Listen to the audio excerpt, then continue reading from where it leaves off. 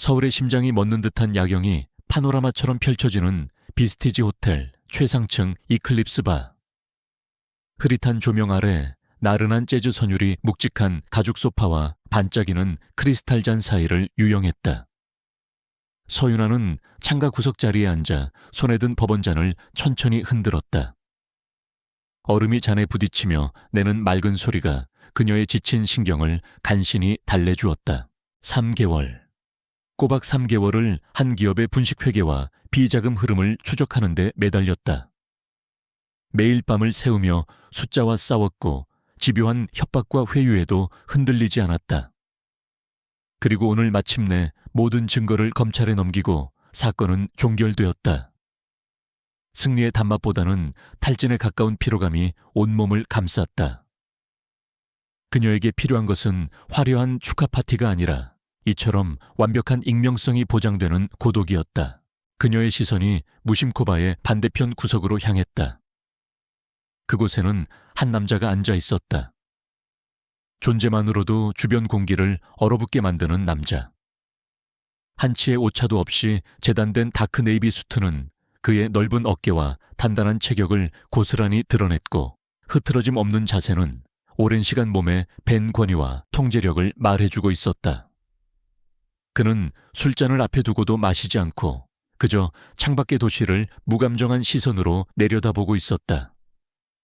마치 도시의 주인이 자신의 왕국을 살피는 듯한 모습이었다. 권지혁, 대한민국 재계서열 5위 안에 드는 TK그룹의 최연소 총수. 냉혹한 카리스마와 천재적인 사업 수완으로 재계의 폭군이라 불리는 사내.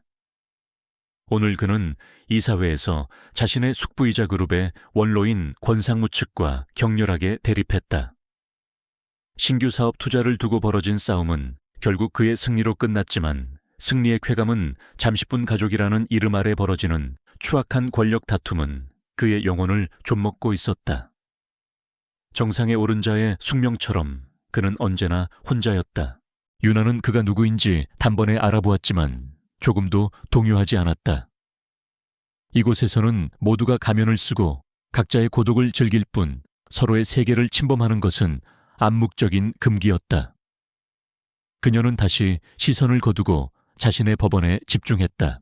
그때였다. 다른 테이블로 향하던 웨이터가 발을 헛디디며 휘청했고 그의 쟁반에 있던 물잔이 그대로 유나의 테이블 쪽으로 쏟아졌다.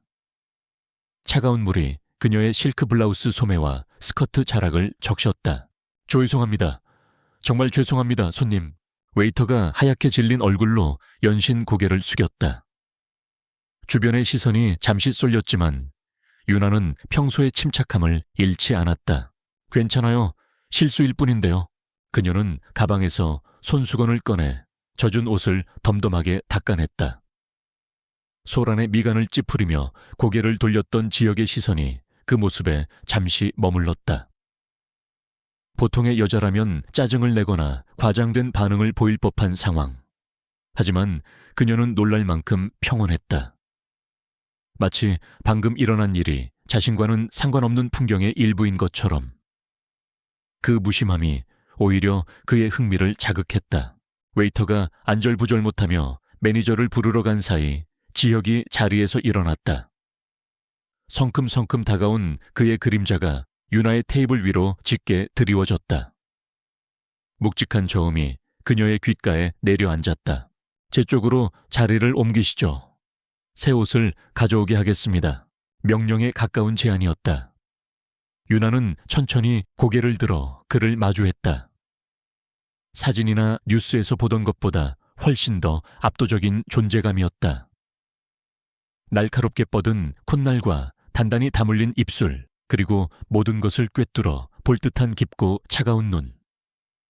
그 눈과 마주하는 순간 유나는 잠시 숨을 참았다. 마음만 받겠습니다. 곧 마시고 일어날 거라서요. 그녀는 정중하지만 단호하게 그의 호의를 거절했다. 누구의 도움도 동정도 필요 없다는 무언의 선언이었다. 지혁의 눈썹이 미세하게 꿈틀거렸다. 자신의 제안을 거절한 여자는 지금껏 없었다. 그는 잠시 그녀를 내려다보다가 맞은편 의자를 빼고 자연스럽게 앉았다. 상관없습니다. 그의 돌발 행동에 유나의 표정이 미묘하게 굳었다. 이곳에서 원했던 것은 완벽한 고독이지 재벌 총수와의 원치 않는 합석이 아니었다. 실례지만 혼자 있고 싶군요. 나도 그렇습니다. 지혁이 태연하게 대답하며 바텐더를 향해 손짓했다. 잠시 후 최고급 코냑 2잔이 그들의 테이블에 놓였다. 젖은 옷에 대한 사과입니다. 웨이터가 아니라 이 바의 책임자로서 그가 이곳의 오너이기도 하다는 사실을 암시하는 말이었다. 유나는 더 이상 그를 쫓아낼 명분이 없음을 깨달았다.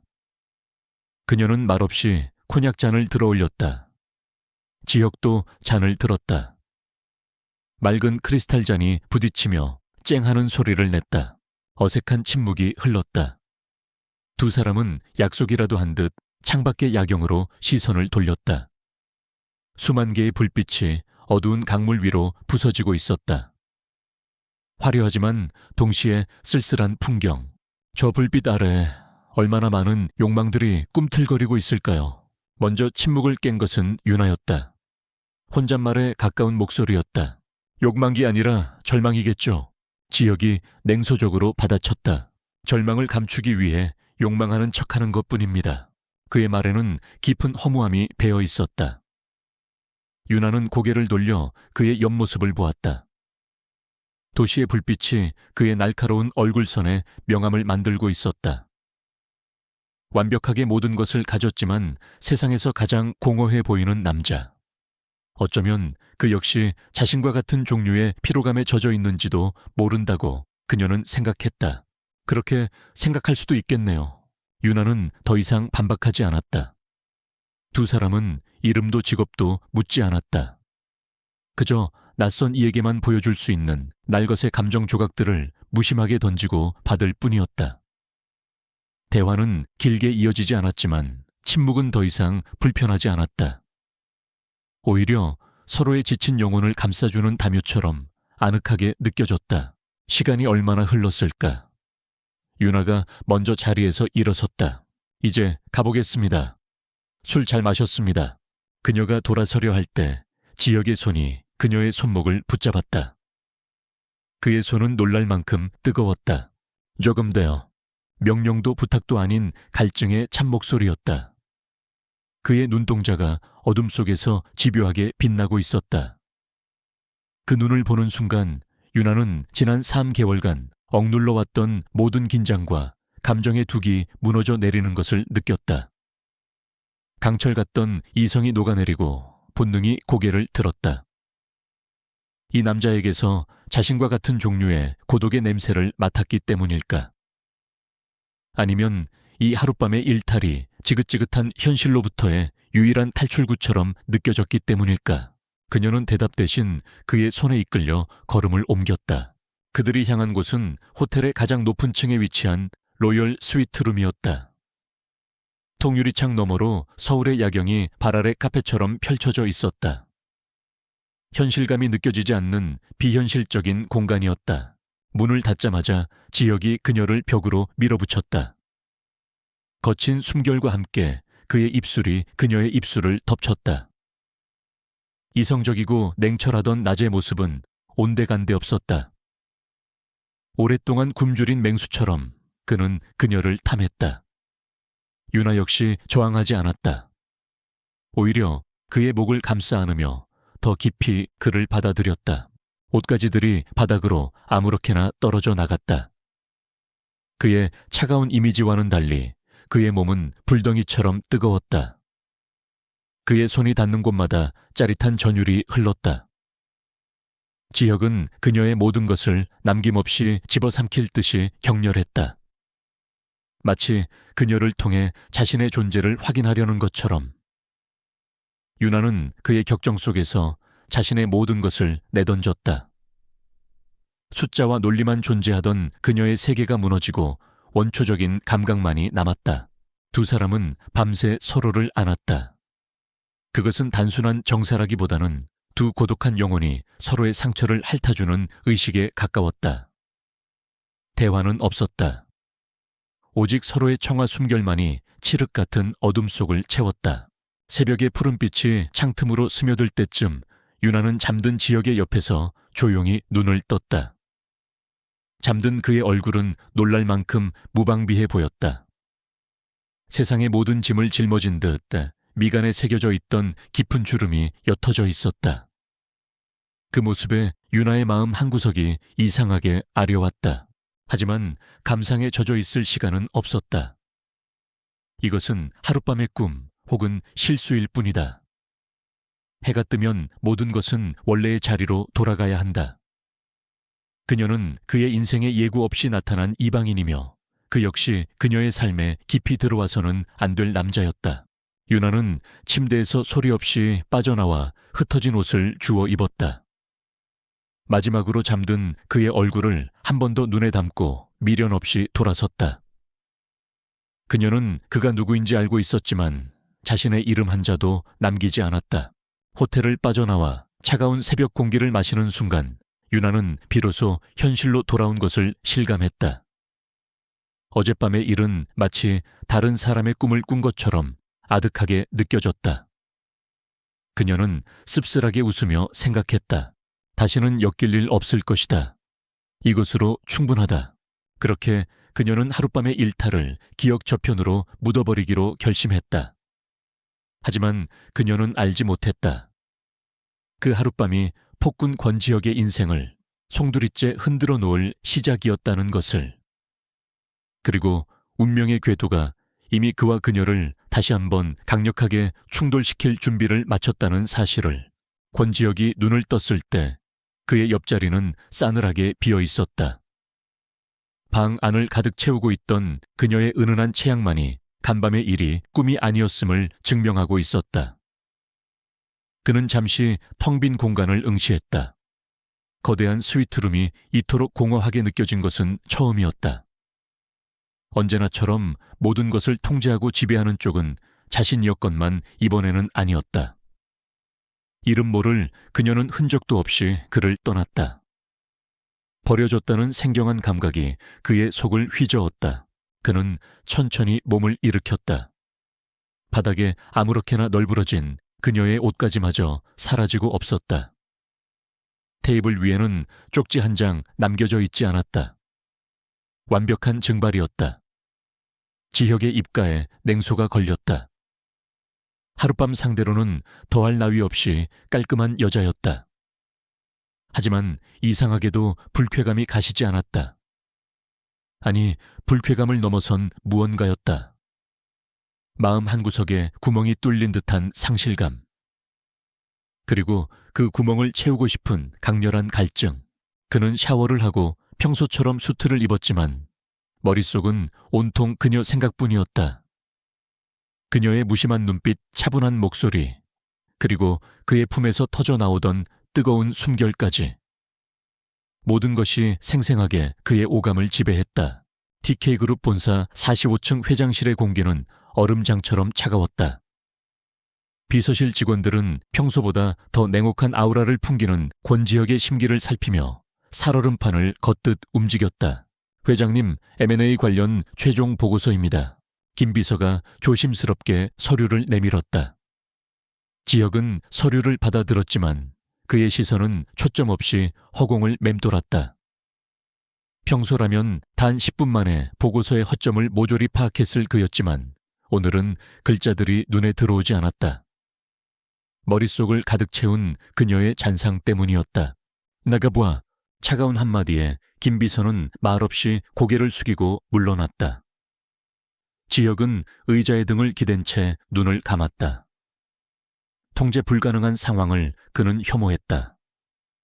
그리고 지금 이름도 모르는 한 여자로 인해 그의 완벽한 세계에 균열이 생기고 있었다.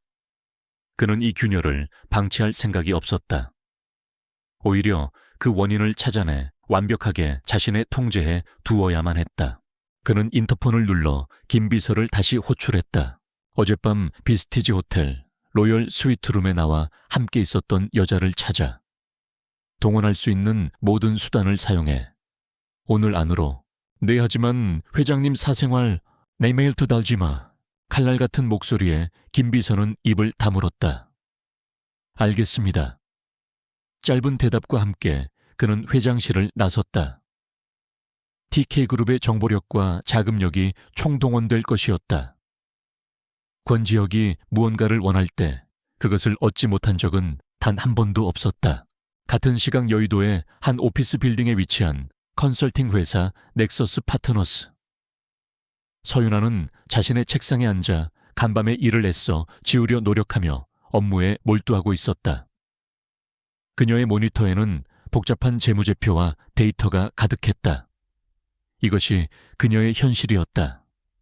감상적인 하룻밤의 일탈 따위가 비집고 들어올 틈은 없었다. CEO 팀장 대표님께서 찾으십니다. 유나는 잠시 모니터에서 눈을 떼고 대답했다. 네, 알겠습니다.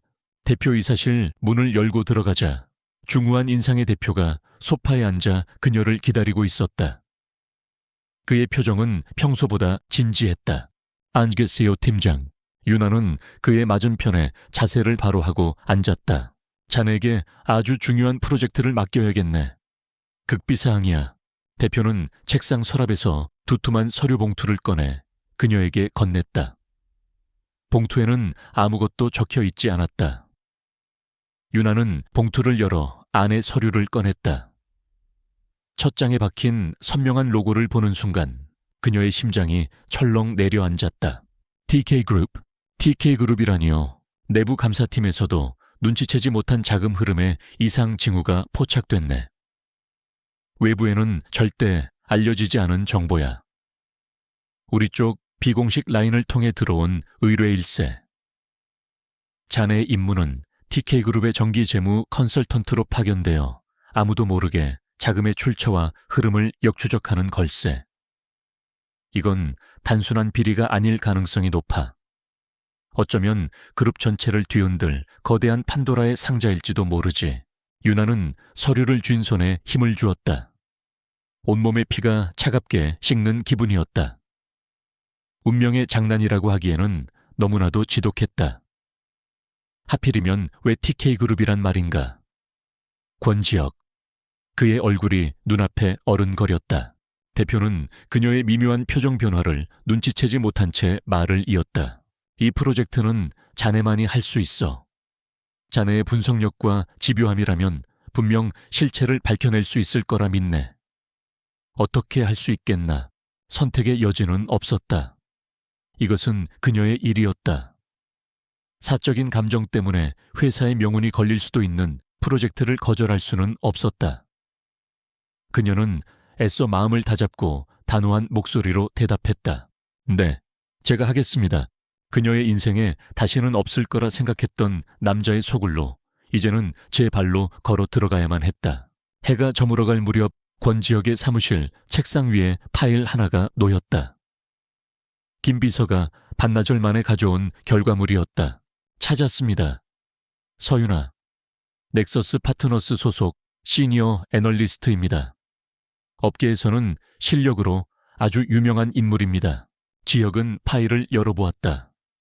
파일 속 증명사진의 그녀는 어젯밤과는 전혀 다른 모습이었다. 머리를 단정하게 묶고 지적인 안경을 쓴 채 정면을 응시하는 그녀의 눈빛은 냉철하고 빈틈없어 보였다. 그는 사진 속 그녀를 잠시 바라보다가 입꼬리를 살짝 끌어올렸다. 재벌가의 딸이나 신분 상승을 노리는 여배우일 거라 짐작했던 것과는 전혀 다른 인물. 오히려 자신과 같은 세계에서 다른 방식으로 싸우고 있는 전사였다. 그래서였을까? 그래서 그렇게 자신을 끌어당겼던 것일까? 그의 소유욕은 더욱 강렬하게 불타올랐다. 그는 자리에서 벌떡 일어났다. 사대기 시켜. 어디로 가십니까? 넥서스 파트너스. 저녁 주깁 시 유나는 피곤한 몸을 이끌고 회사 건물을 나섰다. 머릿속은 온통 TK그룹에 대한 생각으로 복잡했다. 내일부터 시작될 잠입과 조사를 어떻게 풀어나가야 할지 수많은 시뮬레이션을 그리고 있었다. 그때 익숙하지만 이곳에 있어서는 안 될 고급 세단 한 대가 그녀의 앞을 가로막듯 멈춰 섰다. 그리고 채서 내린 남자의 모습에 유나는 그 자리에 얼어붙고 말았다. 권지혁.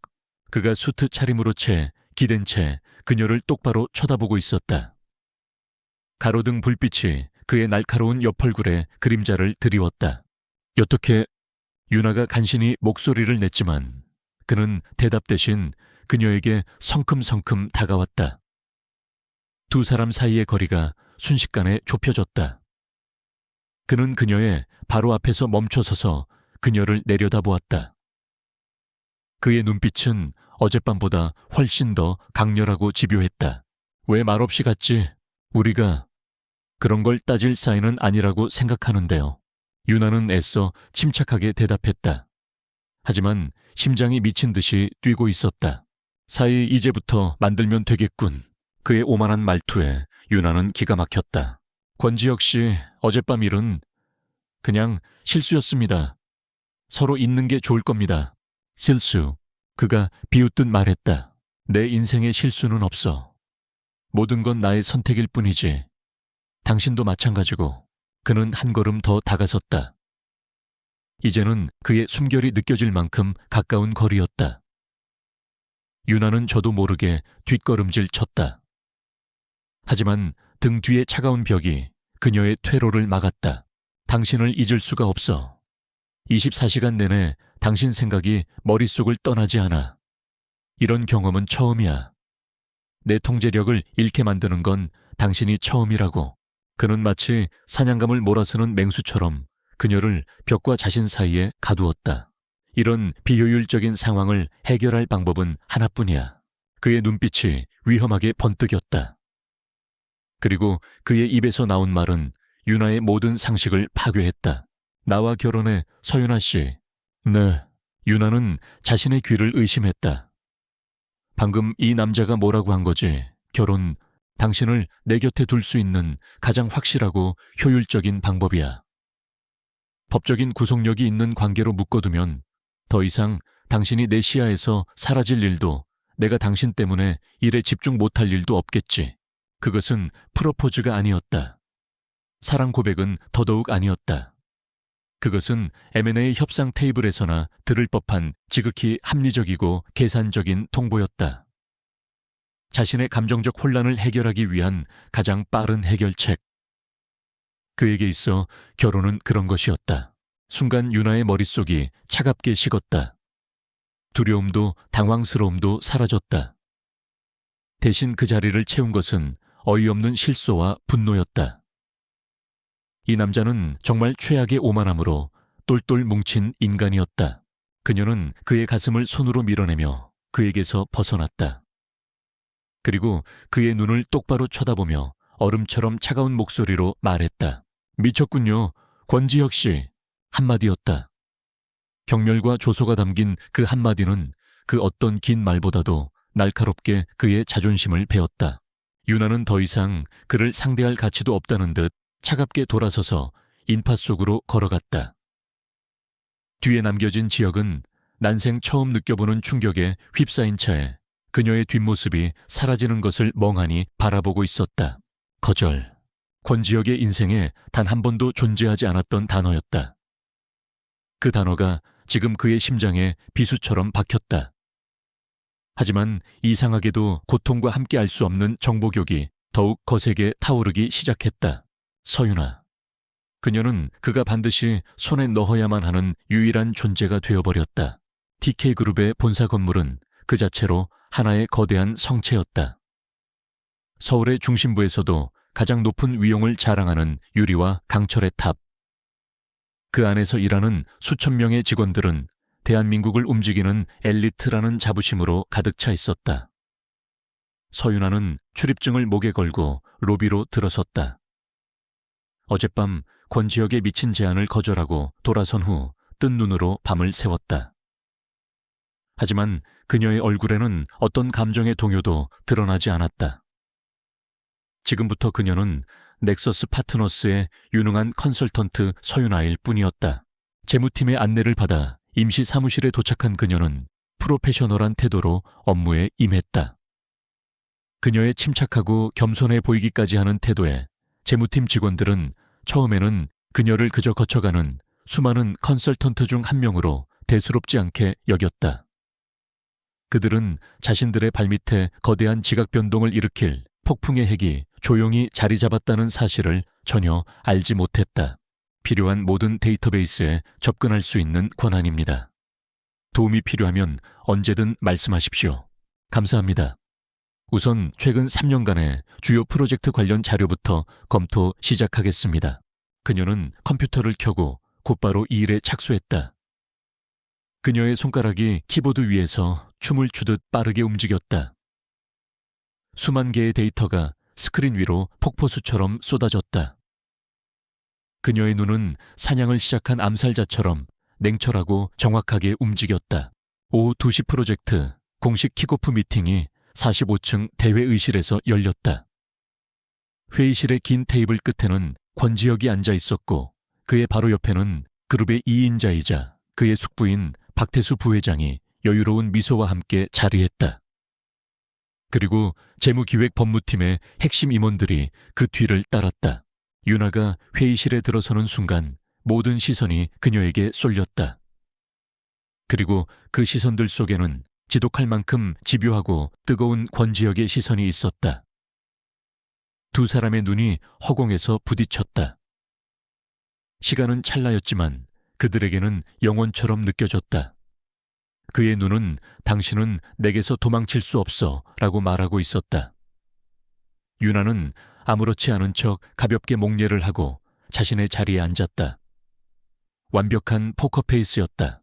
오늘부터 우리 그룹의 재무 건전성 평가를 위해 넥서스 파트너스에서 파견된 서윤아 컨설턴트입니다. 김 비서의 소개가 끝나자 박태수 부회장이 인자한 미소로 입을 열었다. 아주 젊고 유능해 보이는군요. 우리 TK그룹의 장부를 샅샅이 들여다보려면 힘들 텐데 잘 부탁합니다. 우리 팀에서 전적으로 협조할 테니 어려워 말고 필요한 게 있으면 뭐든 요청해요. 겉으로는 완벽하게 협조적인 태도였지만 그의 눈빛 깊은 곳에는 어디 한번 해봐라는 식의 오만함과 무시가 깔려 있었다. 윤아는 그의 위선을 꿰뚫어 보았지만 그저 예의 바르게 대답했다. 감사합니다, 부회장님. 최선을 다하겠습니다. 마지막으로 권지혁이 입을 열었다. 그의 목소리는 회의실의 온도를 몇 도는 더 떨어뜨리는 듯 낮고 차가웠다. 우리 그룹의 데이터는 그룹의 생명과도 같습니다. 외부 파트너에게는 절대적인 기밀 유지와 책임감을 요구합니다. 어떤 결과가 나오든 객관적이고 공정한 분석을 기대하겠습니다. 책임감이라는 단어에 힘을 주는 그의 말은 회의에 참석한 모두에게는 원론적인 당부로 들렸지만 윤에게는 명백한 경고였다. 자신과의 개인적인 감정으로 인해 업무에 영향을 끼치지 말라는. 윤아는 그의 의도를 정확히 파악하고 그의 눈을 똑바로 마주하며 대답했다. CEO님의 우려는 충분히 이해합니다. 기밀 유지와 객관성은 제 직업의 가장 기본적인 원칙입니다. 어떤 사적인 감정이나 외압에도 흔들리지 않을 것을 약속드립니다. 사적인 감정이라는 단어를 또렷하게 내뱉는 그녀의 모습에 지혁의 미간이 미세하게 좁아졌다. 그녀는 지금 이 자리에서 완벽하게 선을 긋고 있었다. 그와 그녀 사이에는 오직 TK그룹의 CEO와 컨설턴트라는 관계만이 존재할 뿐이라고 공표하는 것과 같았다. 지혁은 속에서 무언가 치밀어 오르는 것을 느꼈지만 더 이상 말을 잇지 않고 회의를 시작시켰다. 회의가 끝나고 윤아는 곧장 자신의 임시 사무실로 돌아와 분석 작업에 다시 몰두했다. 그녀는 박태수 부회장이 총괄했던 최근의 대규모 부동산 개발 프로젝트들부터 파고들기 시작했다. 서류상으로는 모든 것이 완벽했다. 엄청난 수익을 냈고 회계 처리 또한 흠잡을 데 없었다. 하지만 윤아의 직감은 이 완벽함 뒤에 무언가 숨겨져 있다고 속삭이고 있었다. 그녀는 수백 개의 협력업체 리스트와 지불 내역을 밤늦도록 검토했다. 그러다 마침내 아주 사소하지만 반복되는 패턴 하나를 발견했다. 여러 프로젝트에 걸쳐 은성개발이라는 특정 하청업체에 지불된 금액들이었다. 이상한 점은 그 금액이 항상 내부 감사의 강도가 약해지는 기준선인 5억 원을 살짝 밑도는 4억 9천만 원대에 맞춰져 있다는 것이었다. 마치 의도적으로 감시망을 피하려는 것처럼 윤하는 즉시 은성개발의 기업 정보를 조회했다. 사업자 등록 주소는 재개발 지역의 낡은 상가 건물이었고 등기 임원은 들어본 적도 없는 이름들이었다. 전형적인 페이퍼 컴퍼니의 특징이었다. 거대한 비리의 실타래를 풀어낼 첫 번째 실마리를 찾아낸 순간이었다. 시계는 이미 자정을 넘기고 있었다. 사무실에는 유나 혼자 남아 있었다. 그녀가 집중하고 있을 때 등 뒤에서 인기척이 느껴졌다. 깜짝 놀라 돌아보니 어느새 권지혁이 사무실 입구에 서서 그녀를 보고 있었다. 늦게까지 일하는군. CEO님, 아직 퇴근 안 하셨습니까? 보고서 검토할 게 좀 남아서. 생각보다 더 열심인 것 같군. 뭔가 찾아냈나? 그는 자연스럽게 그녀의 책상으로 다가왔다. 유나는 재빨리 모니터 화면을 다른 창으로 전환했다. 아직은 초기 단계라 말씀드릴 만한 것이 없습니다. 그래, 그는 그녀의 책상 모서리에 살짝 걸터 앉았다. 좁은 공간에 그의 압도적인 존재감이 가득 찼다. 유나는 그의 의도를 알 수 없어 긴장했다. 서윤아 씨, 어제 내 제안 아직 유효해. 그가 나직하게 말했다. 그런 복잡한 서류 더미를 뒤지는 것보다 훨씬 간단한 해결책이야. 네라는 대답 한마디면 당신의 인생은 지금과는 비교도 할 수 없이 편안해질 수 있어. 유나는 어이가 없었다. 이 남자는 아직도 상황 파악을 못하고 있었다. 그녀는 차갑게 대답했다. CEO님, 저는 제 일을 하러 이곳에 온 겁니다. 업무에만 집중할 수 있도록 협조해 주시면 감사하겠습니다. 그녀의 단호한 태도에 지혁의 표정이 굳었다. 그는 더 이상 아무 말도 하지 않고 자리에서 일어났다. 그리고 사무실을 나가기 전 그의 시선이 순간적으로 그녀의 모니터에 스쳤다. 그가 본 것은 막 화면 전환이 되기 전 희미하게 남아있던 은성개발이라는 4글자였다. 아직 그에게 그 이름은 아무 의미도 없었지만 그의 머릿속에 작은 씨앗처럼 박혔다. 지혁이 사무실을 떠나고 유나는 안도의 한숨을 내쉬었다. 하지만 그 순간 박태수 부회장의 사무실에서는 은밀한 전화벨이 울리고 있었다. 전화를 건 사람은 재무팀의 한 직원이었다. 부회장님, 드릴 말씀이 있습니다. 새로 온 그 컨설턴트 말입니다. 스카이시티 프로젝트 관련 자료를 전부 요청했습니다. 특히 하청업체 지급 내역을 아주 샅샅이 훑어보고 있습니다. 수화기 너머의 목소리를 듣는 박태수의 인자했던 얼굴에서 미소가 사라졌다. 그의 눈빛이 순식간에 차갑고 교활하게 변했다. 그는 처음에는 그저 귀찮은 파리 정도로 여겼던 서윤아가 이제는 자신의 아성을 위협하는 위험한 존재가 될 수도 있다는 것을 직감했다. 조용한 TK그룹의 성체 아래 보이지 않는 전쟁의 서막이 오르고 있었다. 박태수 부회장은 자신의 집무실에서 통화 버튼을 눌렀다. 수화기 너머에서는 기계처럼 감정이 없는 목소리가 흘러나왔다. 내 부회장님, 서윤아라는 컨설턴트 너무 깊이 파고드는 것 같군. 호기심이 지나치면 위험할 수 있다는 걸 알려줄 필요가 있겠어. 박태수의 목소리는 평소의 인자함이라고는 찾아볼 수 없을 만큼 차갑고 단호했다. 그는 살인이나 폭력 같은 지저분한 방식을 선호하지 않았다.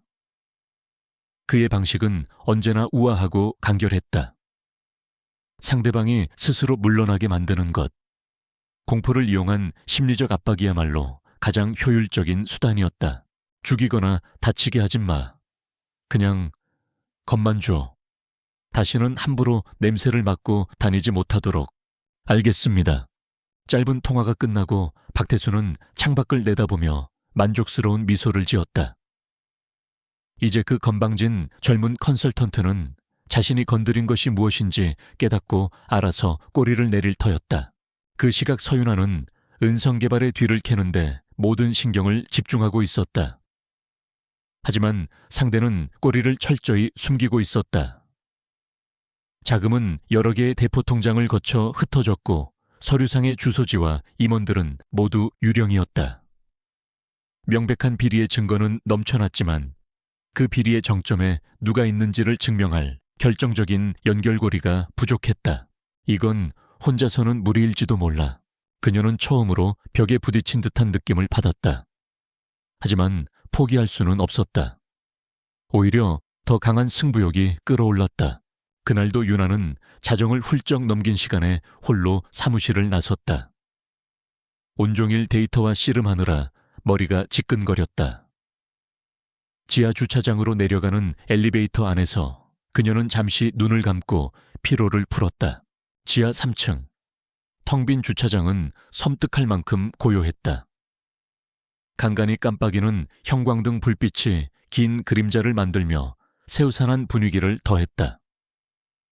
유나는 애써 아무렇지 않은 척 또박또박 구두 소리를 내며 자신의 차가 있는 곳으로 향했다. 바로 그때였다. 주차장 기둥 뒤쪽에서 육중한 엔진 소리가 낮게 울리더니 검은색 세단 한 대가 맹렬한 속도로 그녀를 향해 돌진해왔다. 유나는 순간적으로 얼어붙었다. 눈부신 헤드라이트 불빛에 시야가 멀어 아무것도 보이지 않았다. 피할 시간도 소리 지를 틈도 없었다. 모든 것이 슬로우 모션처럼 느껴졌다. 타이어가 아스팔트를 긁는 날카로운 마찰음과 함께 차는 그녀의 무릎을 스칠 듯한 거리에서 아슬아슬하게 멈춰 섰다. 유나는 놀란 가슴을 쓸어내리며 거친 숨을 몰아쉬었다. 심장이 갈비뼈를 부술 것처럼 미친 듯이 뛰었다.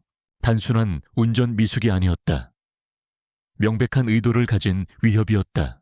검은 세단의 창문이 스르륵 내려갔다. 창문 너머 어둠 속에서 거친 목소리가 흘러나왔다.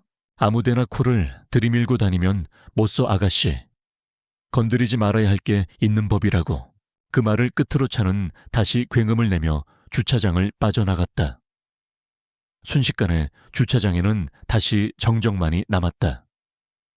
유나는 그 자리에 선 채 한동안 움직일 수 없었다. 다리가 후들거렸다. 하지만 그 공포는 이내 차가운 분노로 변했다. 이런 식으로 나온다 이거지. 이것은 그들이 두려워하고 있다는 증거였다. 자신이 진실에 가까워지고 있다는 가장 확실한 반증이었다. 그녀의 눈빛이 그 어느 때보다 단단하고 차갑게 빛났다. 다음 날 아침 권지혁의 책상 위에는 지하 주차장에 CCTV 영상이 재생되고 있었다. 김 비서가 밤사이에 확보한 자료였다. 영상 속에서 검은 세단이 서윤아를 향해 돌진하는 장면을 보는 순간 지혁의 얼굴은 얼음처럼 굳어졌다. 그의 눈에서 이글거리는 분노는 방 안의 공기를 태워버릴 듯했다. 자신의 회사 안에서, 자신의 통제권 안에 있는 영역에서 그가 마음에 품은 여자가 위협을 당했다. 그것은 권지혁에게 있어 용납할 수 없는 모욕이자 그의 소유물에 대한 명백한 침범이었다. 그것이 집착이든 책임감이든 혹은 그 자신도 정의 내릴 수 없는 다른 감정이든 중요한 것은 단 하나였다. 그는 결코 그녀를 다치게 내버려 둘 수 없었다. 이 차 당장 찾아내. 차주가 누구든 배우가 누구든 모조리 알아내. 알겠습니다. 그리고 서윤아 씨에게 즉시 경호팀을 붙여 24시간 그림자처럼 따라붙되 절대 눈에 띄지 않도록. 그의 명령은 단호하고 거침없었다. 그날 오후부터 유나는 자신을 따라다니는 시선을 느꼈다. 커피를 사러 갈 때도, 자료를 찾으러 다른 부서를 방문할 때도 어두운 색 정장을 입은 남자들이 항상 시야의 가장자리에 머물러 있었다. 그들은 애써 평범한 직원인 척했지만 훈련된 경호원 특유의 날카로운 움직임은 숨길 수 없었다. 권지혁. 그녀는 단번에 이것이 누구의 소행인지 알아차렸다. 분노가 머리끝까지 치밀었다. 그는 그녀의 경고를 무시하고 또다시 자신의 방식대로 그녀의 삶에 멋대로 개입하고 있었다. 유나는 그대로 자리를 박차고 일어나 45층 회장실로 향했다. 김 비서의 만류도 뿌리치고 벌컥 문을 열었다. 지금 이게 무슨 짓이죠? 갑작스러운 그녀의 등장에도 지혁은 놀라지 않고 서류에서 눈을 떼고 그녀를 바라보았다. 무슨 말인지 모르겠군. 당신 사람들 당장 치워요. 사람 감시하는 게 취미입니까? 감시가 아니라 보호다. 지혁이 아무렇지 않게 대꾸했다. 누가 해달랬어요. 이건 명백한 월권이고 제 업무에 대한 방해예요. 제가 당신의 소유물이라도 됩니까? 유나의 목소리가 날카롭게 떨렸다. 지혁은 자리에서 일어나 그녀에게 다가왔다. 내 회사 안에서 당신이 위협받았어. 그건 내 책임이야. 책임 아니요. 이건 통제욕이죠. 모든 걸 당신 손아귀에 넣고 흔들어야 직성이 풀리는 거잖아요. 하지만 저는 당신의 장기말이 아니에요. 제 일은 제가 알아서 합니다. 이 위험 또한 제 일의 일부고요. 당신이 이전에 어떤 위험한 일들을 처리했는지는 관심 없어. 하지만 여긴 내 영역이고 내 규칙을 따라야 해. 나는 당신이 다치는 것을 허락할 수 없어. 그의 목소리는 낮고 단호했다. 보호라는 명분 아래 숨겨진 강한 소유욕이 고스란히 드러났다. 유나는 기가 막혔다. 이 남자는 말이 통하지 않았다. 당신의 그 보호가 오히려 나를 더 위험하게 만들 수도 있다는 생각은 안 해봤나요? 나를 주목하게 만들고 내 조사의 중립성을 훼손시킬 뿐이에요. 제발 당신의 영역 밖으로 좀 나가요. 그녀는 있는 힘껏 소리치고 싶었지만 간신히 이성을 붙들었다. 두 사람 사이에는 팽팽한 긴장감이 흘렀다. 한치의 양보도 없는 의지의 충돌이었다. 결국 대화는 아무런 소득 없이 끝났다. 유나는 분을 사귀지 못한 채 그의 사무실을 나왔다. 지혁은 창가에 서서 멀어지는 그녀를 내려다보았다. 답답하고 화가 났지만 경호원을 철수시킬 생각은 조금도 없었다. 사무실로 돌아온 유나는 이제 보이지 않는 적뿐만 아니라 원치 않는 보호자와도 싸워야 한다는 사실에 깊은 피로감을 느꼈다. 하지만 동시에 오기가 생겼다. 박태수의 위협에도 권지혁의 과잉보호에도 굴복하지 않으리라. 그녀는 반드시 자신의 힘으로 이 거대한 성체의 가장 깊은 곳에 숨겨진 추악한 비밀을 파헤쳐 세상에 드러내고 말겠다고 다짐했다. 그녀의 전쟁은 이제 시작이었다. 서윤아의 조사는 교착 상태에 빠졌다. 은성개발의 자금 흐름은 거미줄처럼 복잡하게 얽힌 차명계좌의 벽 뒤에서 끊겼고 박태수 부회장과의 직접적인 연결고리는 좀처럼 모습을 드러내지 않았다. 더 큰 문제는 권지혁이 붙인 경호원들이었다. 그들은 그녀의 안전을 지킨다는 명목에 그녀의 모든 움직임을 제약했다. 잠재적인 내부 고발자를 은밀하게 만나려 해도 그들의 존재 때문에 시도조차 할 수 없었다. 그녀는 깨달았다. 이 싸움은 그녀가 지금까지 해왔던 그 어떤 사건과도 차원이 달랐다.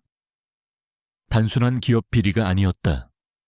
그룹의 심장부에 수십 년간 뿌리내린 거대한 악성 종양이었다. 이 종양을 도려내기 위해서는 일개 컨설턴트의 접근 권한만으로는 어림도 없었다. 더 높은 곳에서 모든 것을 내려다볼 수 있는 권력이 필요했다. 그리고 그 권력을 가진 사람은 TK그룹 내에 단 한 사람뿐이었다. 권지혁. 그에게 도움을 요청하는 것은 자신의 독립성을 포기하고 그가 그어놓은 경계 안으로 들어가는 것을 의미했다. 유나는 자존심과 현실적인 필요성 사이에서 깊은 갈등에 빠졌다.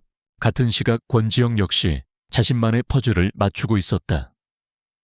김 비서가 보고한 주차장 블랙박스 영상 분석 결과는 충격적이었다. 위협에 사용된 차량은 대포차였지만 그 차가 마지막으로 목격된 곳은 박태수 부회장의 신복 중 한 명인 조성무의 개인 별장 근처였다.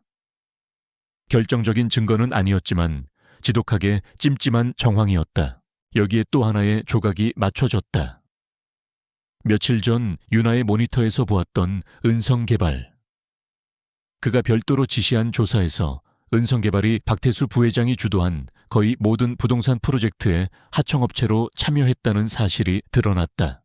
서윤아, 박태수, 은성개발, 그리고 의문의 위협, 점들이 모여 하나의 선을 그리기 시작했다.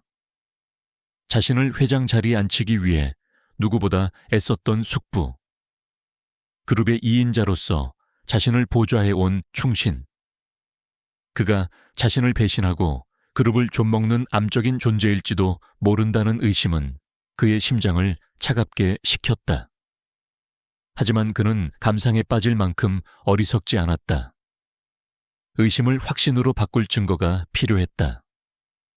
그리고 그 증거를 찾아낼 수 있는 유일한 칼은 바로 서윤아였다. 이번에는 지혁이 먼저 움직였다.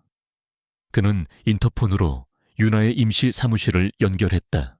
서윤아 씨, 지금 바로 내 사무실로 올라오지. 명령이었다. 윤아는 잠시 망설였지만 결국 자리에서 일어났다. 어차피 한 번은 부딪혀야 할 일이었다. 회장실의 공기는 그 어느 때보다 무겁게 가라앉아 있었다. 지혁은 윤에게 자리를 권하지도 않고 곧바로 본론으로 들어갔다. 그는 책상 위 태블릿 PC를 그녀 쪽으로 돌렸다. 화면에는 주차장 위협 차량에 대한 분석 보고서가 띄워져 있었다. 당신이 박태수 부회장을 조사하고 있다는 것 알고 있어. 그리고 그 때문에 위협받았다는 것도. 윤아는 아무 대답도 하지 않았다.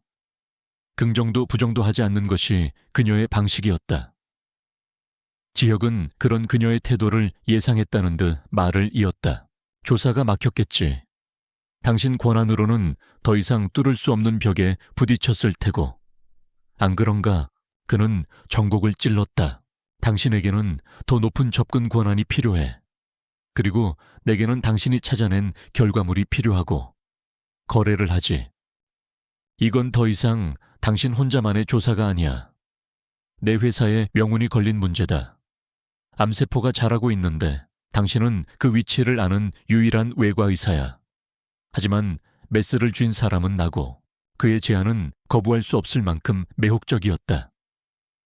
윤아는 침묵 속에서 빠르게 계산했다. 그의 동기는 무엇일까? 정말 회사를 위한 것일까? 아니면 이 기회에 자신을 통제하려는 또 다른 수단일까? 재조사는 기밀입니다. 의뢰인인 TK그룹의 CEO라 할지라도 모든 과정을 공유할 의무는 없습니다. 그럼 이렇게 하지. 이건 거래가 아니라 동맹이다. 지혁은 자신의 책상 서랍에서 카드키 하나를 꺼내 테이블 위로 미끄러뜨렸다. TK그룹의 모든 서버와 데이터에 제약 없이 접근할 수 있는 CEO의 마스터키였다. 이걸 당신에게 주지. TK의 모든 것을 볼 수 있는 눈이야. 대신 당신이 보는 것을 내게도 보여줘. 이건 우리 둘의 문제가 아니야. TK를 위한 일이다. 내 회사를 구하는 걸 도와줘. 그의 목소리에는 절박함이 묻어 있었다. 처음으로 그녀에게서 무언가를 빼앗으려는 것이 아니라 진심으로 도움을 구하고 있었다. 윤아는 마스터키와 그의 얼굴을 번갈아 보았다. 권력의 유혹은 달콤했다. 익히만 있다면 박태수의 두꺼운 방화벽을 뚫고 진실의 심장부로 직행할 수 있었다. 그녀는 마침내 결심했다. 직업적 윤리와 진실 규명이라는 더 큰 대의 사이에서 그녀는 후자를 택했다. 좋습니다. 하지만 몇 가지 조건이 있습니다. 그녀의 눈빛이 날카롭게 빛났다. 이건 어디까지나 임시적이고 업무적인 동맹입니다. 모든 소통은 이 사건에 한정합니다. 그리고 당신의 경호원들 철수시켜 주세요. 제가 일하는데 방해만 됩니다. 마지막으로 최종 보고서는 제 소속사인 넥서스 파트너스의 이름으로 제출될 겁니다. 저는 당신을 위해서 일하는 게 아니라 당신과 함께 일하는 겁니다. 요하, 지혁은 망설임 없이 그녀의 조건을 모두 수락했다. 지금 그에게 중요한 것은 그녀를 자신의 편으로 만드는 것이었다. 그날 밤 회장실은 두 사람만의 비밀스러운 작전 본부가 되었다. 윤아는 지역의 자리에서 그의 마스터키를 이용해 시스템에 접속했다. 그동안 보이지 않았던 모든 문들이 그녀 앞에서 활짝 열렸다. 그녀의 손가락이 키보드 위를 날아다녔다. 복잡한 코드와 숫자들이 스크린을 수놓았다. 지혁은 소파에 앉아 그런 그녀의 모습을 말없이 지켜보았다. 모니터 불빛이 그녀의 집중하는 얼굴을 비추고 있었다. 자신의 세계에 완전히 몰입한 전문가의 모습. 그 어떤 위협에도 흔들리지 않는 강인함. 그리고 진실을 향한 집요한 열정. 그 순간 지혁은 깨달았다. 자신의 감정은 단순한 집착이나 소유욕이 아니었다. 그것은 경외감에 가까운 매혹이었다. 그는 하룻밤의 여자에게 중독된 것이 아니었다. 서유나라는 세상에서 가장 강하고 빛나는 존재에게 중독된 것이었다. 그리고 그 중독은 이제 돌이킬 수 없을 만큼 깊어져 있었다. 어색한 동맹은 그렇게 시작되었다. 하나의 목표 아래 두 개의 야심이 위험한 동행을 시작한 것이었다. 권지혁의 마스터키는 판도라의 상자를 여는 열쇠였다. 서윤아는 TK그룹의 가장 깊고 어두운 비밀이 잠들어 있는 신경망 속으로 거침없이 파고들었다. 재무 데이터를 넘어 그녀는 이제 그룹 내의 모든 이메일 삭제된 파일 기록 비공개 회의록, 그리고 은밀하게 수정된 프로젝트 계약서까지 열람할 수 있었다. 권지혁은 그녀의 옆에서 그녀가 띄우는 자료들을 날카로운 눈으로 함께 훑었다. 그녀가 기술적인 분석으로 데이터의 흐름을 쫓는다면 그는 그 데이터 뒤에 숨겨진 인간관계와 권력의 역학을 꿰뚫어 보았다. 이 이사박 부회장의 대학 동문이야. 겉으로는 사이가 나쁜 척했지만 뒤로는 계속 관계를 유지하고 있었군. 이 자금 최종적으로는 이 정치인의 후원 계좌로 흘러 들어갔습니다. 박 부회장이 지난 총선 때 밀어줬던 인물입니다. 두 사람의 협업은 놀라울 정도의 시너지를 냈다. 윤아의 집요한 분석력과 지역의 내부자 정보가 결합되자 박태수가 수십 년간 쌓아 올린 비리의 성벽이 조각조각 무너져 내리기 시작했다. 그들이 밝혀낸 진실은 상상을 초월했다. 그것은 단순한 횡령이 아니었다. 박태수는 그룹의 주요 건설 및 개발 프로젝트마다 유령 회사를 하청업체로 끼워 넣어 공사비를 부풀리는 방식으로 막대한 비자금을 조성했다. 그 돈은 정관계 로비 뇌물, 그리고 그의 사치스러운 생활을 유지하는 데 사용되었다. 하지만 그보다 더 악랄한 것은 불법적인 M&A 수법이었다. 그는 자신의 차명으로 세운 부실 기업들을 TK그룹이 거액을 주고 인수하도록 만들었다. 그룹의 돈으로 자신의 쓰레기 회사를 사들인 뒤 알짜 자산만 빼돌리고 빈겁대기로 만들어버리는 방식으로 천문학적인 손실을 그룹에 떠넘겼다. 그는 TK라는 거인의 피를 빨아먹고 사는 거대한 거머리였다. 모든 증거가 눈앞에 펼쳐질수록 권지혁의 표정은 차갑게 굳어갔다. 분노를 넘어선 허탈감과 배신감이 그의 온몸을 덮쳤다. 자신의 할아버지가 피땀으로 일군 회사를 가장 믿었던 숙부가 이토록 철저하게 망가뜨리고 있었다는 사실을 그는 받아들일 수 없었다. 이 모든 정황 증거만으로는 부족해요. 밤샘 작업으로 붉게 충혈된 눈의 윤아가 말했다. 박태수라는 이름이 직접적으로 명시된 결정적인 증거, 스모킹 건이 필요합니다. 그렇지 않으면 그는 모든 죄를 아랫사람에게 뒤집어 씌우고 빠져나갈 겁니다. 그녀의 말대로였다. 그들에게는 박태수와 모든 차명 계좌, 비자금 계좌를 연결하는 마스터 장부가 필요했다. 윤아는 다시 디지털의 흔적을 쫓기 시작했다. 그녀는 박태수의 사무실 컴퓨터에서 주기적으로 고도로 암호화된 파일 하나가 외부 서버로 전송된 기록을 찾아냈다. 전송 기록은 여러 개의 가상 사설망을 거치며 교묘하게 위장되어 있었지만 그녀는 끈질기게 추적하여 마침내 최종 목적지의 IP 주소를 찾아내는 데 성공했다. 찾았어요. 스위스에 있는 개인 클라우드 서버입니다. 물리적으로는 취리히의 한 데이터 센터 안에 있어요. 디지털 요새나 마찬가지예요. 바로 그 순간이었다. 박태수 부회장의 사무실. 그는 불길한 예감에 사로잡혀 있었다. IT 부서에 심어놓은 자신의 정보원을 통해 CEO 권한으로 자신의 과거 프로젝트 파일에 비정상적인 접근이 시도되고 있다는 보고를 받았다.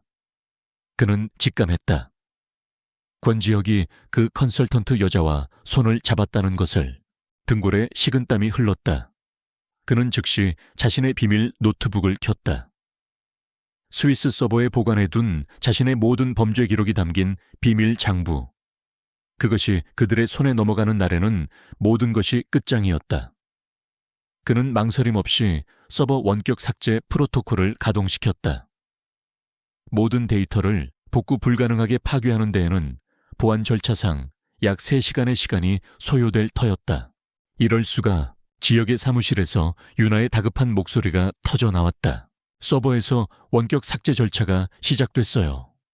앞으로 3시간 안에 모든 데이터가 영구적으로 사라집니다. 방 안의 공기가 얼어붙었다. 3시간. 군사 등급의 암호로 잠겨있는 서버를 해킹하기에는 턱없이 부족한 시간이었다. 절망적인 상황.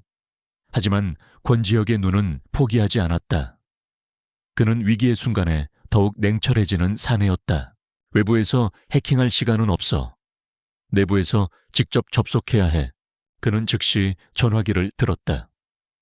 수화기 너머로 영어와 독일어가 섞인 긴박한 대화가 오갔다. 그는 과거 유럽 지사에서 근무할 때 맺어두었던 인맥을 총동원하고 있었다.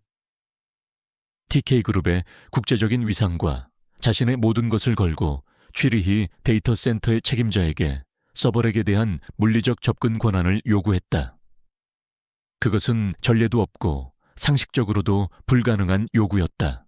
김비서, 당장 취리히로 가는 가장 빠른 비행기 알아봐. 지혁이 수화기를 막으며 소리쳤다.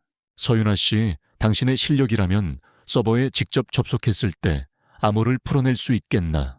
그의 눈이 강렬한 불꽃을 뿜으며 그녀를 향했다. 유나는 그의 광기에 가까운 결단력에 압도당했다. 하지만 그녀의 가슴 역시 뜨겁게 타오르고 있었다.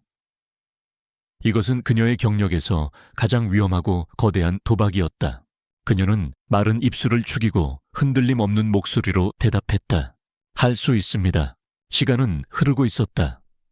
박태수는 자신의 범죄를 지우기 위해, 그들은 진실을 지키기 위해 국경을 넘어선 필사적인 시간과의 싸움이 시작된 것이었다. TK그룹의 전용기가 취리히를 향해 밤의 장막을 뚫고 날아가는 동안 기내에는 숨막히는 긴장감이 흘렀다. 서윤아는 노트북으로 스위스 데이터 센터의 보안 구조를 분석하며 암호 해독 프로그램을 준비했고, 권지혁은 위성 전화를 통해 현지 연락책과 쉴 새 없이 통화하며 모든 상황을 지휘했다. 잠들 시간도 음식을 먹을 여유도 없었다. 그들에게 주어진 시간은 단 3시간. 정확히는 이제 2시간 남짓이었다. 마침내 지역의 현지팀이 데이터 센터의 서버렉에 물리적으로 접근하는데 성공했다는 연락이 왔다. 원격으로 연결된 유나의 노트북 화면에 복잡한 방화벽과 암호 체계가 모습을 드러냈다. 지금부터는 그녀의 시간이었다. 4분 남았습니다. 삭제 프로토콜이 최종 단계에 진입합니다. 현지팀의 다급한 외침이 스피커를 통해 터져나왔다. 유나의 손가락이 보이지 않을 속도로 키보드를 두드렸다. 그녀의 입에는 식은땀이 흘렀지만 눈빛은 흔들림 없이 스크린에 고정되어 있었다. 지혁은 숨을 죽인 채 그녀를 지켜볼 뿐이었다. 뚫었어요. 유나의 외침과 함께 화면에 다운로드 진행바가 나타났다. 1%, 10%, 50%. 삭제 프로토콜이 완료되기 불과 30초 전 다운로드가 완료되었다. 박태수의 모든 범죄가 기록된 암호화된 원본 장부가 마침내 그들의 손에 들어온 순간이었다. 두 사람은 녹초가 된 몸을 의자에 기댄 채 짧은 안도의 한숨을 내쉬었다. 길고 긴 싸움에 종지부를 찍을 무기를 손에 넣은 것이었다. 하지만 박태수는 그들이 생각하는 것보다 훨씬 더 교활하고 잔인한 맹수였다. 스위스 서버의 데이터가 넘어갔다는 사실을 확인한 그는 즉시 마지막 발악을 시작했다. 자신이 살기 위해 모든 것을 파괴할 완벽한 함정이었다. 그는 IT 부서에 심어둔 자신의 끈앞풀을 움직여 조작된 증거를 만들어냈다. 서윤아의 임시 아이디로 접속한 로그 기록, 그리고 TK그룹의 기밀 자료들이 경쟁사인 한미르 그룹의 서버로 유출된 것처럼 보이는 데이터 전송 기록이었다. 심지어 유나와 가상의 브로커가 데이터를 거래하는 내용의 이메일까지 정교하게 위조했다. 그리고 그는 이 모든 증거를 특종에 굶주려 있는 인터넷 언론사 기자에게 통째로 넘겼다. 이야기는 단순하고 자극적이었다. 야심에 찬 미모의 여성 컨설턴트가 냉혈한 CEO에게 의도적으로 접근해 그룹의 기밀을 빼돌려 경쟁사에 팔아넘겼다. 대중이 가장 열광할 만한 스토리였다. 유나와 지혁이 피로에 절어 서울에 도착했을 때 그들을 맞이한 것은 승리의 축배가 아닌 세상을 뒤엎은 거대한 스캔들이었다. 공항 게이트를 빠져나오자 마대기하고 있던 김 비서의 얼굴은 사색이 되어 있었다. 회장님 큰일 났습니다. 두 사람의 휴대폰이 미친 듯이 울리기 시작했다. 인터넷 포털 사이트는 온통 TK그룹에 대한 기사로 도배되어 있었다. 속보: TK그룹 천문학적 규모의 산업, 스파이 사건 발생, CEO의 여자 알고 보니 경쟁사 스파이그룹 존립 위기 냉혈한 권지영 미인계에 놀아났나. 리더십 도마 위에. 주식시장은 즉각 반응했다. 시간 외 거래에서 TK그룹의 주가는 끝을 모르고 추락하고 있었다. 그들이 목숨을 걸고 가져온 진실의 증거는 이제 그녀가 빼돌린 도둑질한 데이터로 둔갑해 있었다. 박태수는 여론이라는 거대한 무기로 완벽한 역공을 펼친 것이었다. 회장 전용 리무진 안공기는 납처럼 무거웠다. 지역의 휴대폰으로 그룹의 임원들과 법무팀의 전화가 빗발쳤다. 회장님 당장 서윤아 컨설턴트를 고소하고 우리와는 관련 없다는 공식 성명을 내야 합니다. 지금이 골든타임입니다. 주주들의 항의가 빗발치고 있습니다. 이러다 내일 아침 개장과 동시에 주가는 휴지 조각이 될 겁니다. 결단을 내리셔야 합니다. 모두가 한 목소리로 외치고 있었다. 서윤아를 희생시켜라. 그녀를 제물로 바쳐서라도 당장 회사를 구해야 한다고. 그것이 CEO로서 내려야 할 가장 합리적이고 이성적인 판단이었다. 지혁은 거칠게 전화기를 꺼버렸다. 그는 창밖을 보았다. 그의 왕국이 불타고 있었다. 그의 모든 사업적 본능이 소리치고 있었다.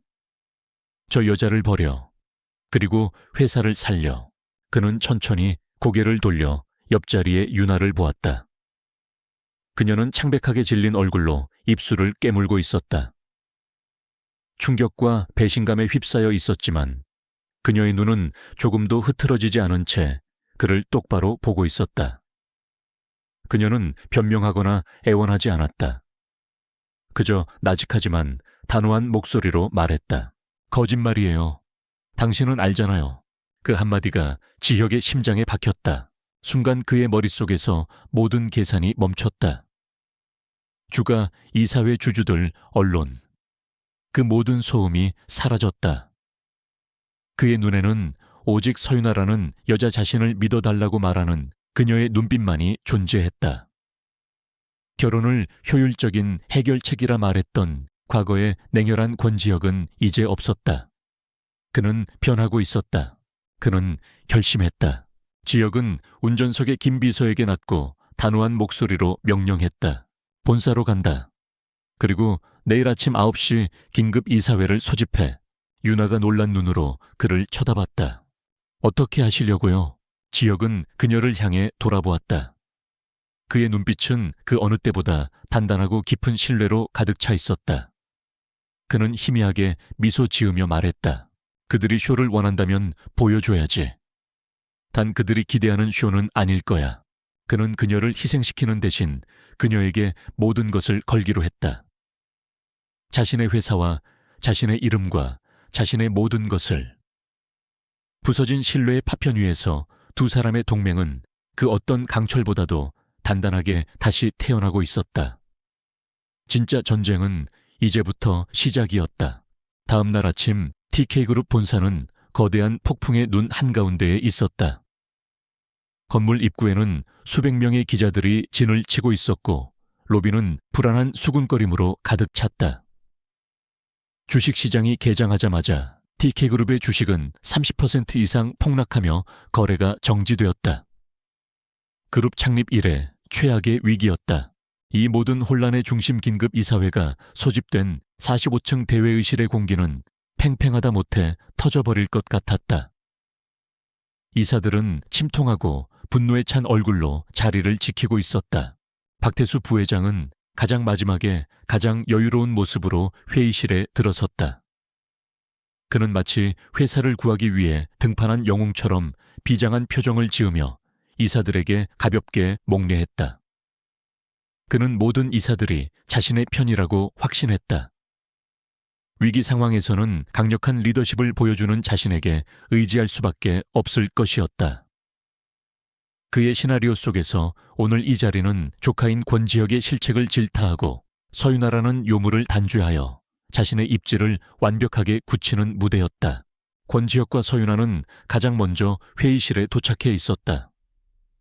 두 사람은 밤을 꼬박 새웠다. 윤아는 스위스 서버에서 가져온 비밀 장부를 해독하여 누가 봐도 이해하기 쉬운 보고서로 정리했고, 지혁은 신뢰할 수 있는 소수의 이사들과 연락하며 물밑 작업을 진행했다. 두 사람 사이에는 더 이상 어떤 말도 필요 없었다. 강렬한 신뢰와 동지애가 그들을 단단히 묶어주고 있었다. 마침내 이사회 의장의 개회 선언과 함께 마지막 결전의 막이 올랐다. 박태수 부회장이 먼저 자리에서 일어났다. 그는 준비해온 연설을 비통한 목소리로 시작했다. 존경하는 이사 여러분, 참으로 비통하고 부끄러운 마음으로 이 자리에 섰습니다. 우리 TK그룹은 지금 외부의 적이 아닌 내부의 적에 의해 뿌리째 흔들리고 있습니다. 그는 스크린에 자신이 조작한 증거들을 띄웠다. 서윤아의 아이디로 기밀 자료에 접근한 기록 경쟁사 서버로 데이터가 넘어간 것처럼 보이는 로그. 저 서윤아라는 여자는 처음부터 의도적으로 권지혁 회장에게 접근하여 신임을 얻은 뒤 그룹의 핵심 기밀을 경쟁사에 팔아넘긴 악랄한 산업 스파이입니다. 젊은 회장님의 경험 부족을 탓할 수만은 없겠으나 결과적으로 우리는 엄청난 피해를 입었습니다. 그의 연설은 교묘했다. 윤아를 공격하는 동시에 지혁의 리더십까지 은근히 깎아내렸다. 동요하는 이사들을 향해 그가 마지막 쐐기를 박았다. 이에 본 부회장은 긴급 안건을 발의합니다.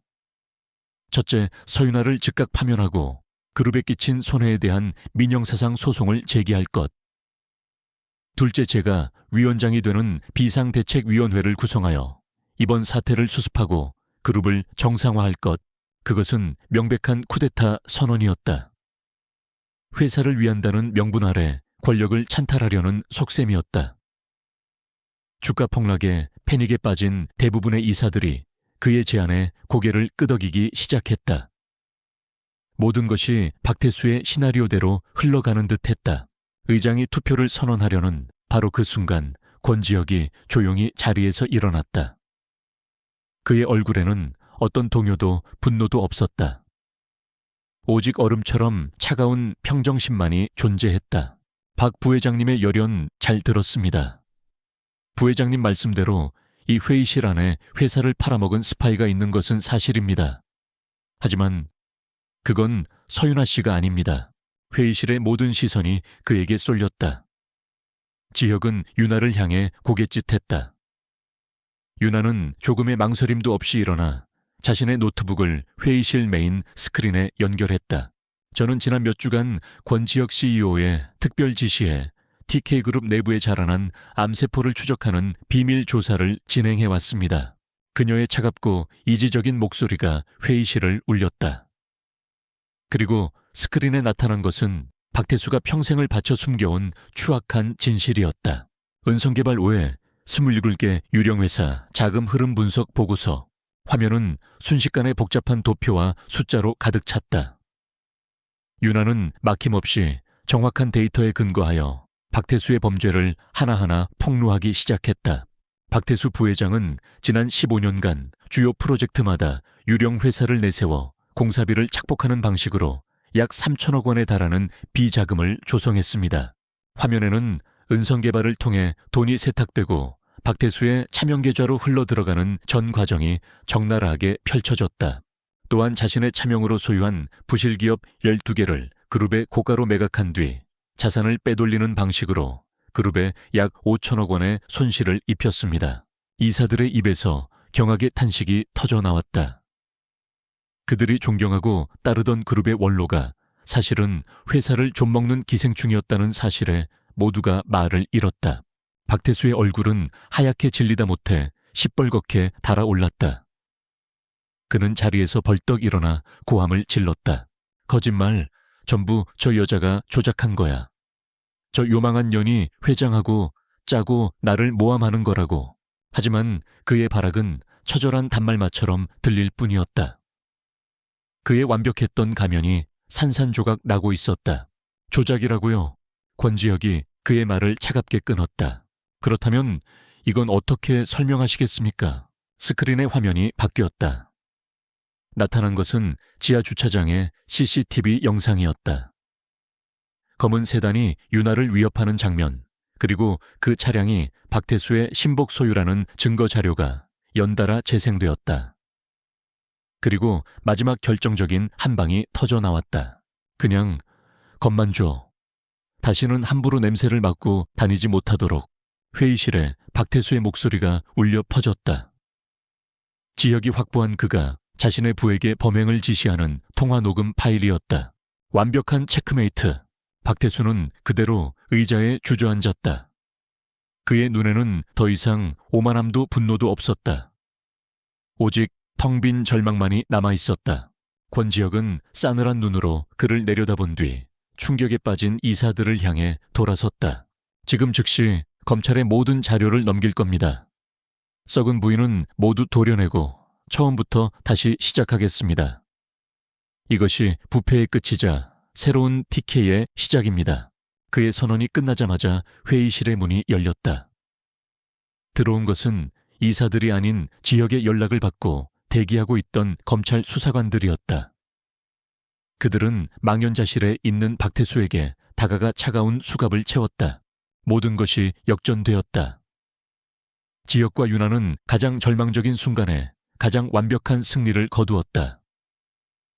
기자들이 몰려든 건물 아래로 초라하게 연행되는 박태수의 모습이 생중계되고 있었다. 거대한 성체의 가장 높은 곳에서 마침내 정의가 집행된 순간이었다. 박태수 부회장의 구속은 거대한 태풍의 시작일 뿐이었다. 검찰의 대대적인 수사가 시작되자 TK그룹 내부에 수십 년간 기생해온 그의 잔당들과 부패의 고리들이 줄줄이 뽑혀져 나왔다. 그룹은 연일 언론의 집중 포화를 맞았고 신뢰도는 바닥으로 추락했다. 하지만 권지혁은 흔들리지 않았다. 오히려 위기 속에서 그의 리더십은 더욱 빛을 발했다. 그는 연일 밤을 새우며 사태 수습을 지휘했다. 직접 기자회견에 나서 모든 의혹에 대해 투명하게 밝혔고 대국민 사과와 함께 강도 높은 구조조정과 윤리 경영을 약속했다. 그의 모습에는 과거의 냉혹함 대신 자신의 왕국을 재건하려는 왕의 비장함과 책임감이 서려 있었다. 직원들은 두려움의 대상이었던 그에게서 점차 희망을 보기 시작했다. 서윤아 역시 눈코 뜰 새 없이 바쁜 나날을 보냈다. 산업 스파이라는 오명은 깨끗이 벗겨졌고 이제 그녀는 TK그룹의 부패를 파헤친 영웅으로 불리고 있었다. 그녀는 검찰의 참고인으로 출석하여 증언하고 그들이 압수한 자료를 분석하는 일을 도왔다. 사건이 어느 정도 정리되어 갈 무렵 그녀와 넥서스 파트너스의 계약 기간도 끝을 향해 가고 있었다. 그녀의 임무는 끝났다. 이제 이곳을 떠나 원래의 자리로 돌아가야 했다. 그동안 지혁과 윤아는 철저히 공적인 관계를 유지했다. 복도에서 마주치면 가볍게 목례를 하는 정도 업무상 필요한 보고를 위해 그의 사무실을 찾는 정도가 전부였다.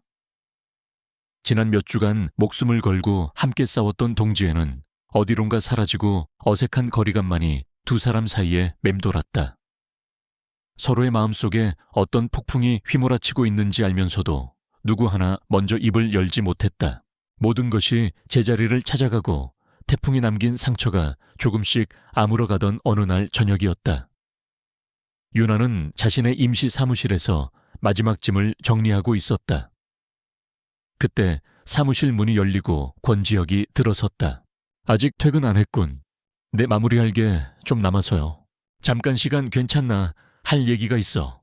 그가 그녀를 이끈 곳은 본사 건물 최상층에 있는 하늘 정원이었다. 서울의 야경이 파노라마처럼 펼쳐진 그들이 처음 만났던 호텔바와 비슷한 풍경이었지만 분위기는 전혀 달랐다. 차가운 유리벽 대신 상쾌한 밤 공기와 은은한 풀내음이 두 사람을 감쌌다. 두 사람은 한동안 말없이 난간에 기댄 채 도시의 불빛을 내려다보았다. 먼저 침묵을 깬 것은 지혁이었다. 고맙다는 말을 하고 싶었어. 그의 목소리는 평소보다 조금 낮고 부드러웠다. 회사 일 때문만이 아니야. 당신은 내 회사뿐만 아니라 나 자신을 구했어. 유나는 대답 없이 그를 바라보았다. 그의 옆 얼굴에 도시의 불빛이 어렸다. 그 얼굴에는 더 이상 오만함이나 통제욕이 보이지 않았다. 오직 깊은 고독과 그보다 더 깊은 진심이 담겨 있었다. 처음 당신에게 했던 내 제안, 미친 짓이었지. 오만했고 어리석었어. 그가 자조적인 미소를 지으며 말했다. 나는 평생 내가 원하는 모든 것을 힘으로 돈으로 혹은 논리로 가질 수 있다고 믿었어. 그런데 당신을 만난 순간 처음으로 이해할 수도 통제할 수도 없는 감정이란 걸 느꼈지. 그래서 내가 아는 유일한 방식, 가장 효율적인 방식으로 당신을 내 옆에 묶어두려고 했던 거야. 그의 목소리가 조금씩 떨리고 있었다. 강철 같던 남자의 갑옷이 벗겨지고 그 안에 숨겨져 있던 연약한 속살이 드러나는 순간이었다. 하지만 틀렸어. 함께 싸우면서 당신이라는 사람을 알게 되면서 깨달았어. 내가 느꼈던 건 단순한 중독이나 소유욕이 아니었어. 그는 천천히 그녀를 향해 돌아섰다. 그의 눈빛이 어둠 속에서도 별처럼 빛나고 있었다. 나는 당신의 지혜에, 당신의 용기에, 그리고 어떤 상황에서도 꺾이지 않는 당신의 신념에 감탄했어. 정상에 오를수록 외로워진다는 말을 실감하며 살아왔는데 당신은 CEO 권지혁이 아니라 그냥 한 남자인 나를 봐주더군. 그는 잠시 숨을 골랐다. 그리고 마침내 그의 가장 깊은 곳에 있던 진심을 꺼내놓았다. 그날 밤 호텔에서 나는 낯선 여자에게 중독된 게 아니었어. 서윤아라는 사람에게 구원받은 거였지. 그리고 지난 몇 주간 당신을 지켜보면서 나는 더 깊이 중독된 게 아니야. 사랑에 빠졌던 거야. 내 인생 처음으로 사랑이란 걸 하고 있어, 서윤아 씨. 그의 고백은 너무나도 솔직하고 너무나도 무방비해서 유나의 심장을 그대로 관통했다. 이 남자를 막기 위해 단단히 세워두었던 이성의 벽이 힘없이 무너져 내렸다. 그녀는 그에게 끌렸던 자신의 감정을 애써 부정하고 외면해왔다. 하지만 그의 진심 어린 눈빛 앞에서 더 이상 숨을 곳은 없었다. 그녀의 눈시울이 뜨거워졌다. 저는 생각할 시간이 필요해요. 간신히 뱉어낸 말이었다. 지혁은 그런 그녀를 재촉하지 않았다. 그는 부드럽게 미소 지으며 고개를 끄덕였다. 얼마든지 당신이 어떤 결정을 내리든 기다릴게. 이제 나는 어디에도 가지 않아. 그 말 한마디가 그 어떤 약속보다도 무겁게 유나의 마음에 내려앉았다. 폭풍은 지나갔고 고요한 밤하늘 아래 두 사람의 진짜 이야기가 시작될 새벽이 밝아오고 있었다. 그로부터 6달의 시간이 흘렀다. 권지혁의 약속대로 TK그룹은 뼈를 깎는 혁신을 통해 거듭나고 있었다. 부패의 고름은 완전히 짠해졌고 그 자리에는 투명성과 윤리를 최우선으로 하는 새로운 시스템이 자리 잡았다. 권지혁은 더 이상 재계의 폭군이 아니었다. 그는 위기 속에서 회사를 구해낸 젊은 영웅이자 직원들의 목소리에 귀 기울이는 소통하는 리더로 불렸다. 그의 얼굴에서는 과거의 냉혹함 대신 단단한 자신감과 부드러운 여유가 묻어나왔다. 서윤아는 넥서스 파트너스로 복귀했다. TK그룹 사건을 해결한 그녀는 업계 최고의 스타가 되었다. 수많은 회사에서 스카우트 제의가 쏟아졌지만 그녀는 어쩐지 마음을 정하지 못하고 있었다. 거대한 사건을 끝낸 뒤 찾아온 허탈감일까? 아니면 다른 무언가에 대한 기다림일까? 그녀는 TK그룹이 변해가는 모습을 뉴스를 통해 지켜보았다. 그때마다 그녀의 마음 한구석에서는 작은 자부심과 함께 알 수 없는 그리움이 피어올랐다. 권지혁은 그녀가 필요하다던 시간을 묵묵히 존중해 주었다. 그는 단 한 번도 그녀에게 연락하거나 찾아오지 않았다. 하지만 유나는 알고 있었다. 그가 기다리고 있다는 것을. 그러던 어느 화창한 가을날 그녀에게 작은 카드 한 장이 배달되었다. 비서실을 통해 온 공식적인 우편물이 아닌 그의 단정한 송글씨가 담긴 개인적인 카드였다. 카드에는 TK그룹의 새로운 문화재단이 후원하는 작은 미술관의 개관식에 그녀를 초대한다는 내용이 담겨 있었다. 미술관이 세워진 장소는 과거 박태수가 상업지구로 재개발하려 했던 오래된 도심의 고택이었다. 지역은 그 계획을 백지화하고 건물의 역사적 가치를 살려 모든 시민에게 열린 문화공간으로 재탄생시킨 것이었다. 새로운 TK의 철학을 보여주는 상징적인 장소였다. 유나는 며칠을 망설였다. 하지만 그녀 역시 알고 있었다. 더 이상 망설임과 기다림의 시간 뒤에 숨어있을 수만은 없다는 것을. 개관식 당일 유나는 약속된 장소로 향했다. 가을 햇살이 쏟아지는 미술관은 시끄러운 행사장이 아닌 조용하고 따뜻한 분위기로 가득 차 있었다. 그녀는 사람들 틈에서 권지혁을 발견했다. 그는 재벌 총수의 권위적인 모습이 아닌 청바지에 편안한 재킷을 걸친 채 젊은 작가와 웃으며 대화를 나누고 있었다. 그 순간 그가 고개를 돌려 그녀를 발견했다. 그의 얼굴에 환한 미소가 번졌다. 그 어떤 말보다도 그 미소 하나가 지난 6달의 기다림과 그리움을 모두 설명해주고 있었다. 그는 사람들에게 양해를 구하고 그녀에게 다가왔다. 어쩌군요. 초대해 주셔서요. 어색하지만 따뜻한 인사가 오갔다. 그는 보여주고 싶은 곳이 있다며 그녀의 손을 이끌었다. 그가 그녀를 데려간 곳은 미술관 중앙에 있는 햇살이 가득 쏟아지는 작은 중정 종팅이었다. 하얀 벽과 푸른 나무, 그리고 따스한 햇살. 그들이 함께했던 밤의 어둠과는 정반대인 눈부시게 밝고 평화로운 공간이었다. 두 사람은 잠시 말없이 그 공간의 평화를 느꼈다. 이곳은 제가 앞으로 만들어가고 싶은 TK의 미래를 상징하는 곳입니다. 지혁이 먼저 입을 열었다. 파괴와 탐욕이 아닌 상생과 가치를 만들어내는 것. 정직하고 아름답고 오래도록 남는 그런 것을 만들고 싶어요. 그는 유나를 향해 돌아섰다. 그의 눈빛은 그 어느 때보다 진지하고 따뜻했다. 지난 몇 달간 저는 신뢰와 투명성이라는 기초 위에 회사를 다시 세웠습니다. 이제 제 인생도 그런 기초 위에 다시 세우고 싶어요.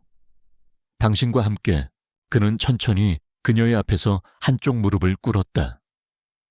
과거의 그라면 상상조차 할 수 없는 모습이었다. 그의 손에는 화려하지 않지만 맑고 기품 있는 다이아몬드가 박힌 반지가 들려 있었다. 이건 계약도 효율적인 해결책도 아닙니다. 약속입니다. 그는 그녀의 눈을 똑바로 올려다보며 말했다. 그의 목소리는 사랑과 존경으로 가득 차 있었다. 당신을 사랑하고 존중하고 당신 곁에서 동등한 파트너로서 함께 삶을 만들어가겠다는 약속입니다. 서윤아 씨, 나와 결혼해 주겠습니까? 그것은 세상에서 가장 진실하고 완전한 청혼이었다. 유나는 자신을 바라보는 이제는 완전히 다른 사람이 된 남자를 보았다. 약점을 인정하고 사랑을 고백할 줄 아는 용기 있는 남자. 불확실했던 그녀의 미래가 그의 눈빛 속에서 수정처럼 맑고 투명해지는 것을 느꼈다. 그녀의 눈에서 뜨거운 눈물이 흘러내렸다. 하지만 그녀의 입계는 세상에서 가장 행복한 미소가 걸려 있었다. 네. 그녀는 고개를 끄덕였다. 네, 그럴게요. 지혁의 얼굴에도 안도와 기쁨의 미소가 번졌다. 그는 일어나 그녀의 손가락에 반지를 끼워주었다. 그리고 그는 그녀에게 키스했다. 첫날 밤의 거칠고 절박한 키스가 아니었다.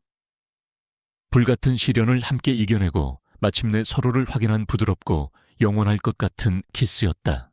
차가웠던 CEO는 그의 심장을 녹여줄 유일한 사람을 찾았다.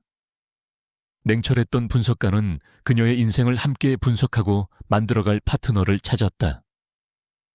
중정의 따스한 햇살 아래 두 사람의 새로운 이야기가 이제 막 시작되고 있었다.